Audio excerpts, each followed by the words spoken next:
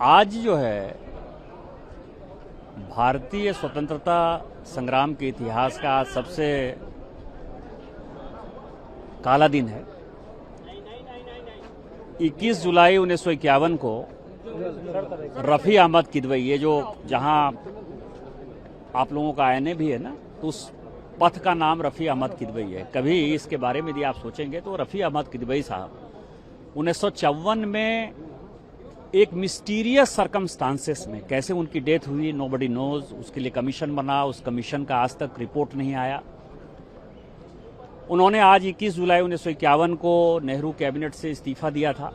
इस्तीफे के पीछे रीजन ये था कि 1946 में फिरोज गांधी जो उनके दामाद थे, उन्होंने उनको चुनाव हराने की कोशिश की। फिरोज गांधी का वर्चस्व जो है कांग्रेस में बढ़ रहा था। विजयलक्ष्मी पंडित जो है वो कभी यूएन की राजदूत हो जा रही थी, कभी यूएस की राजदूत हो जा रही थी, कभी ब्रिटेन का मामला वो देख रही थी।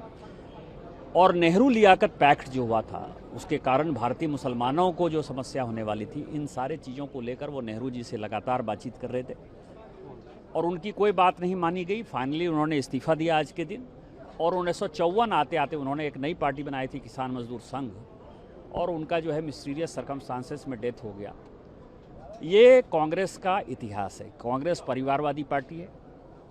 कांग्रेस के हाथ जो है वो कई एक लोगों के मिस्टीरियस सर्कमस्टांसेस में डेथ में जो छुपाने की बात है उससे जले हुए हैं। और कांग्रेस जैसी स्वार्थी पार्टी विदेशी शक्तियों के साथ, क्योंकि मैंने नेहरू लियाकत पैक्ट की भी बात की 1950 में, वो हमेशा देश तोड़ने की बात कर रहे हैं। आज की भी जो कांग्रेस है राहुल गांधी जी के नेतृत्व में, ये सिंगल पॉइंट एजेंडा उसका केवल देश तोड़ना है। और देश तोड़ने वाले जितने लोग हैं उनको कैसे समर्थन करना है, कैसे युवाओं को भड़काना है, कैसे अलग अलग रीजनलिज्म को भड़काना है, और वही काम आज भी हो रहा है। लेकिन कांग्रेस पार्टी के नेता तो युवा विरोधी सरकार कहते हैं, इसको कहते हैं कि इतना प्रधानमंत्री जी की नीयत पर सवाल उठा देते हैं। आपको पता है कि 1960 में एक इमरजेंसी लगी थी। इसी जुलाई के महीने में 1960 में इमरजेंसी लगी, जिसमें आर्मी के लोग जेल गए थे। 20,000 लोगों को जेल हुआ था और लगभग 30,000 लोग सैक हो गए थे, और उसमें से 500 लोग कभी रिइंस्टेट नहीं हुए।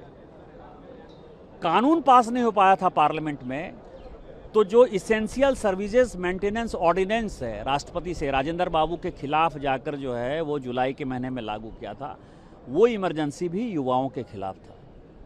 1975 में जब इमरजेंसी हुई वो भी युवाओं के खिलाफ था। 1974 में जिसके लिए माननीय प्रधानमंत्री जी प्रधानमंत्री बने, गुजरात नवनिर्माण आंदोलन, चीमन चोर के खिलाफ ये माहौल बना।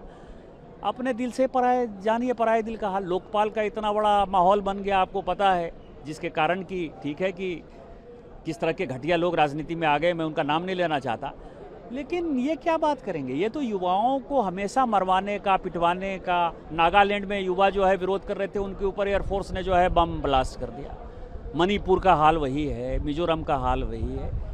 आप असम गण परिषद की बात, आपको पता है कि इतना बड़ा आंदोलन हुआ और उसके ऊपर जो है असम गण परिषद जो है सरकार बनाई।